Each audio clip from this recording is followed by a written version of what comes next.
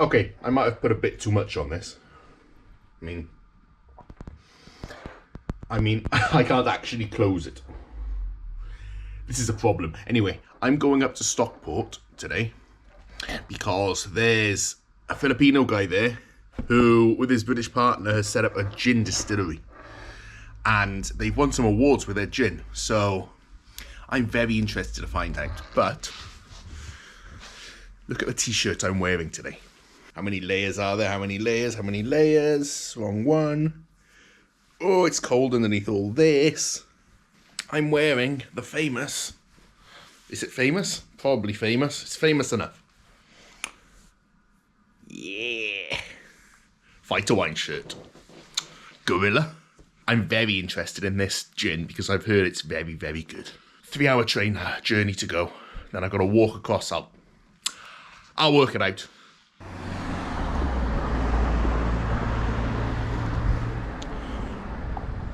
Just that walk outside and that gust of cold Siberian air. Oh, it's a nice sky though. Kind of red. Gotta be careful doing this. I forget cars don't stop for you and they come flying down the road.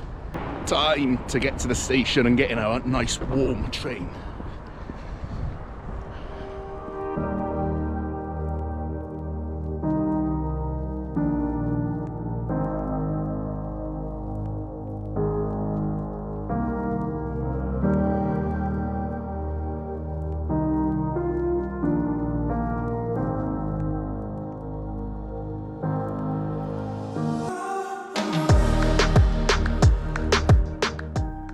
Once I'd managed to operate the ticket machine, my 3-hour journey took me through 4 counties, 11 stations, and some tiny helpings of snow, before arriving in the town of Stockport near Manchester.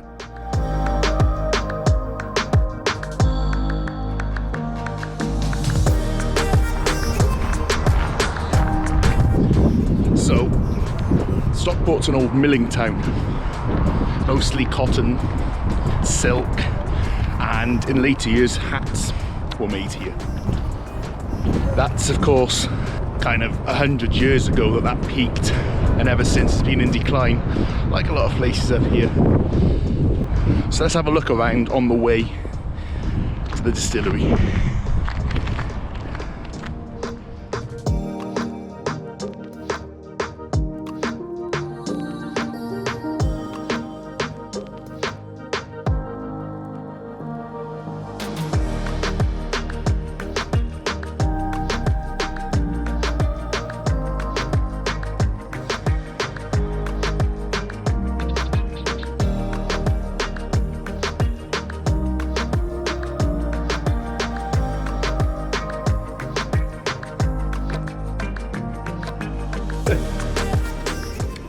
I've been given a hat because it's cold. It is cold in here. This is cold distilled distillate of hibiscus, which is Kumander, right, in the Philippines. Kumander, yeah. That smells good. I like the smell of that. So these flowers are kind of complex flavors to go with the other bigger main flavors. I'm not going to try to explain anymore because I have no idea what I'm talking about. I'm going to let these guys do it. It's Sherwin and Tim. These guys own and run Tarsier Spirit here. The one that's on your hat. In Manchester. The one on my hat. Right here. So, before we start, because I know we're going to get started, I just want to... always getting deliveries. I'll ask you, Sherwin. So, how long have you been doing this for? So, legally? So legally for just under 3 years. Yeah. Yeah, but obviously we started developing the recipe in our kitchen 6 years ago. Yeah, it was when we just got back from travelling. So we went around Thailand, Cambodia, Vietnam, and obviously the Philippines. And that's where the inspiration came from, didn't it? Mm-hmm. I'm forgetting my questions, which is not good at all. So, so you said that a lot of your flavors inspired by your travels. So what gins, how many varieties of gin do you produce all in all? Because I can see you're doing a lot of testing for new flavors. So we've got 3 at the minute. So one is a Southeast Asian dry. The first one so that is our backpacking adventure in a bottle. That has calamansi from the Philippines, because as you know, calamansi is everywhere. Now we have galangal from Vietnam, Thai basil, obviously Thailand, and then kampot pepper from Cambodia. Second gin that we produced was the Oriental Pink Gin. Yeah, so we wanted to do something a little bit fruity, kind of the opposite to our dry gin. So we remembered back to our time travelling, and we were on the Mekong Delta in Vietnam visiting these amazing kind of fruit orchards and fruit farms. I just remember seeing these kind of alien plants all in a row, and it was red dragon fruit, which is actually the fruit of a cactus. So we thought, wow, that's going to be an amazing thing to put in the gin. It doesn't have a huge amount of flavour, but it has some floral notes. So we thought, what would work with that? Thought raspberry. You need something that's quite a bold red fruit. Yeah. But then taking it back to Southeast Asia, what's the perfect pairing with raspberry? Lychee. It just adds some more floral notes, some sweetness that balances against that sharpness of the red fruit. And then the last one, the recent one we launched about 6 months ago, is our Backpacker series, which the first one is Khao San Road. So do you want to just explain the concept on that? And this came about during lockdown. So we thought, we can't travel, but our brand is all about travel. Our fans, our consumers can't travel either. So let's create a range of gins that essentially let you travel through the medium of alcohol. So it's all about a backpacking trip, but it's one that we go on together. When people go backpacking, the first place they go to in Asia is Thailand, and specifically Khao San Road in Bangkok. So we thought, let's build the gin around that road and the kind of flavours of Thailand. You have all the street vendors out there cooking their food. They always use Thai red chilli, lemongrass and kaffir lime. We wanted to get the freshness of Thai flavours across. That's why we used the cold distillation method. You get a big hit of chilli, but without the heat, and then the citrus of kaffir and lemongrass. So it's a really unusual gin, really different, and like we said, it's the first in our edition of Backpackers. Where are we going to go next?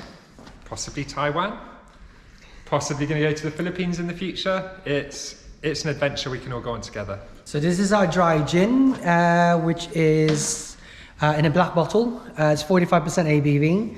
And this is our fruity variant, which is the pink gin that everyone's going crazy for at the minute. Just in time for Valentine's Day.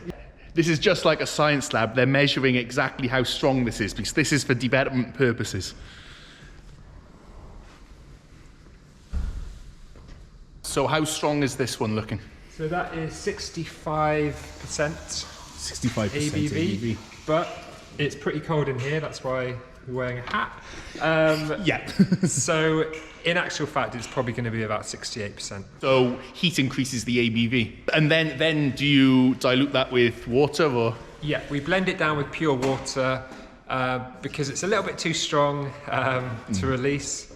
But you'd think it'd be like really harsh or kind of like too strong, but actually when you taste it, it's really sweet, but it's still too alcoholic. So yeah, we had to bring it dangerous. Something sensible. Yeah, because we can't be doing the Bacardi 151 of gin, can we? Exactly. Yeah, not yet anyway. Not yet. So this here is distilled Kumander at 65%, which smells flowery. Let's It's got a tiggy-like taste to it.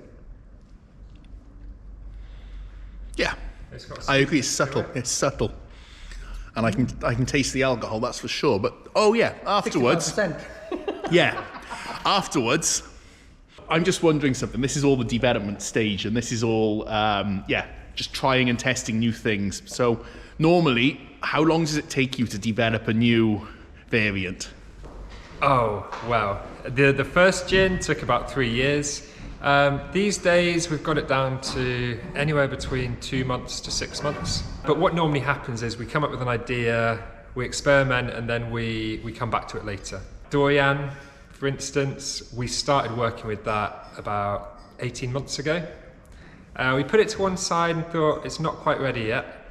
Let's come back when we've got some new ideas. Sounds good. I'm excited for the durian. And no, I know what you mean. It's a very overpowering, very strong flavour. So no, I know what you mean about that. You've tasted a lot of alcohol at this strength in small bursts, so you can really pick out the flavours now.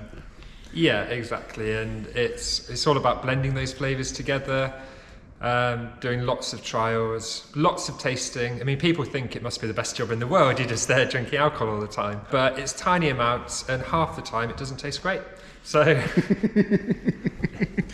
trial and error, it's the best. But it must feel really good when you get it just right. Yeah, it's kind of that eureka moment, and it's like, right, we've hit on something here. So yeah, that's what we strive to do. We strive to hit that point.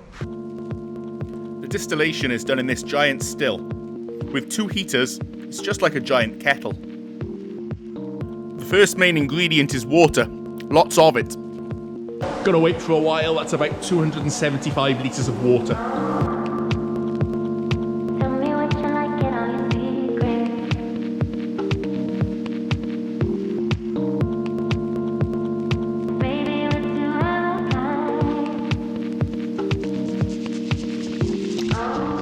Calamansi is an essential ingredient in their recipe.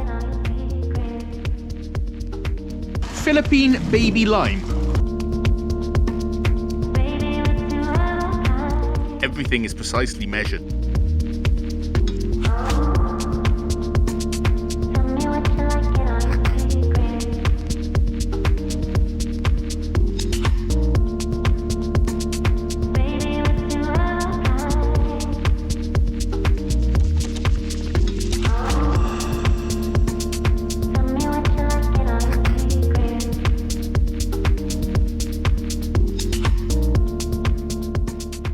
They load the still at 37.5% ABV, which they find gives the best flavour for their recipe. Don't waste alcohol. This is a copper waffle. Can't eat it, but it just helps to strip any sulfates out of the alcohol. So now we're putting the botanicals in. These are the bits that add that little bit of flavour. So we've seen the calamansi already. Then, so this one is juniper. A lot of juniper because that's what gin is. So this one, there's actually a lot more in there than just that powder. This is all the botanicals that aren't juniper or coriander. Ooh. So that's like our galangal, 2 types of kampot pepper from Cambodia, licorice root, bitter almond, orris root, everything that makes the gin a gin. And our Southeast Asian botanicals that make the gin special.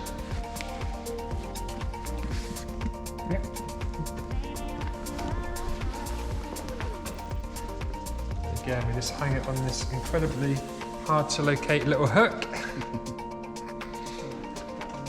So yeah, a lot of coriander seed and some more juniper. You can never have enough juniper. Coriander is my favourite for food.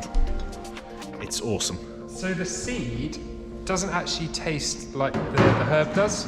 Yeah. The seed is quite citrusy.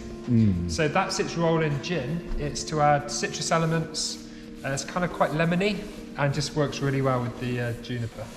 Coriander seed is what I like in my food as well. I've got some back in the Philippines. It's really got this orange flavour to it. Really good. Finally, this is calamansi. Okay, there you go. We use the whole fruit partly because have you ever tried peeling a calamansi? We'd be here all day. But also because we want the extra flavour that you get from the juice and the flesh. So like all good recipes, we don't start cooking straight away, we marinate. So we marinate all the botanicals in the alcohol for about 18 hours. So we're going to come back tomorrow morning, bright and early, because it does take 12 hours to run this thing, and we don't want to be here till midnight, so we tend to get it on about 8 or 9 in the morning. And we'll seal that up until tomorrow.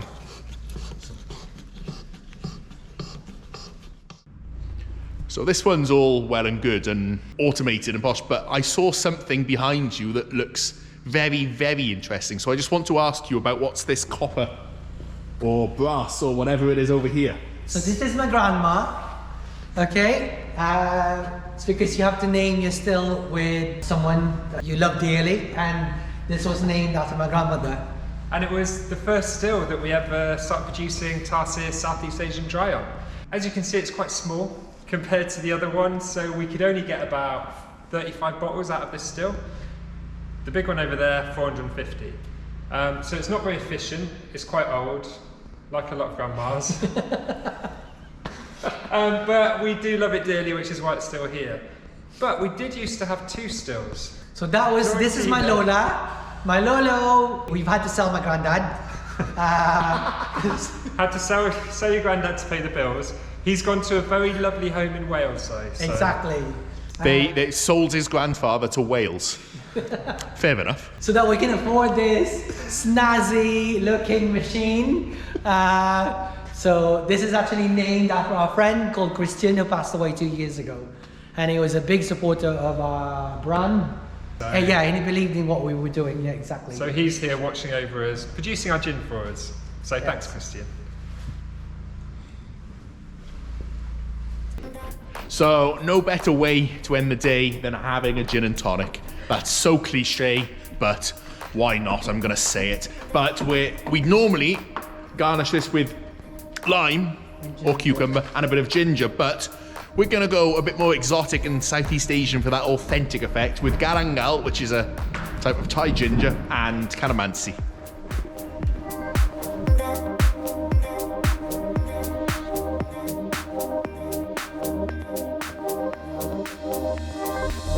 Cheers! Mabuhay! Buhay! Buhay Filipinos!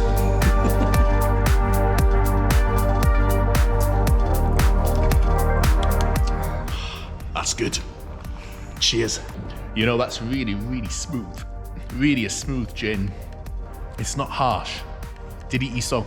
Okay, so we've had the 4 thirsty. Now it's time for the 5 thirsty and the 6 thirsty, which are the other 2 types.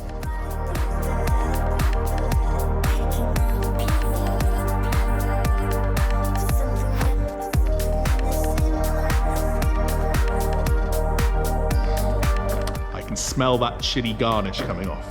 And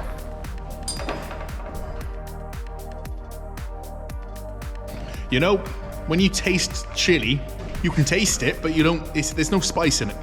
There's a bit of spice off the garnish, but it tastes really good. Like I said, very, very good quality. And I'm not just saying that because they're behind me.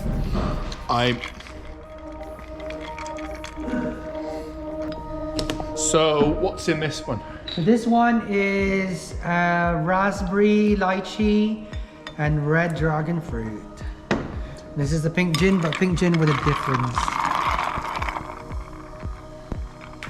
There you go. Yep. I'm gonna double drink because why not? I'm testing and tasting, and this is what I'm apparently doing for work right now. It's fantastic.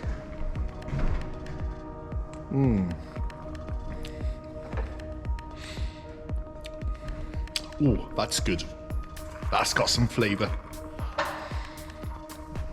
And I'm gonna throw off all hints of masculinity and just say I like this.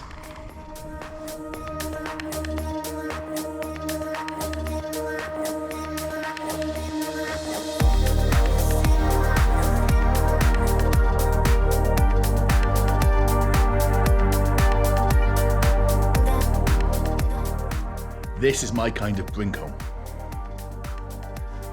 The best. And you know who drinks gin? She's very excited. So, which one do you want? I'd like a bit of each. Good answer. Not all in one glass. No. Right. I'll have one today, one tomorrow.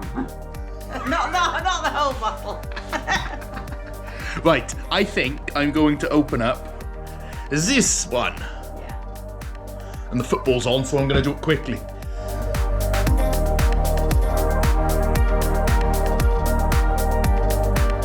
Mum to the rescue with frozen lemon in there, and she's got a better glass for hers Yeah. and more tonic. And I need to get bigger. Yes. Yeah. I have a Gin Festival glass, and Man United have scored. So, things have improved a lot in about 5 minutes, so life's good. I don't know what else is going on, but support these companies who, just little startups, you know? Little startups, new guys in the game. Support them, and they produce very, very good stuff. Cheers.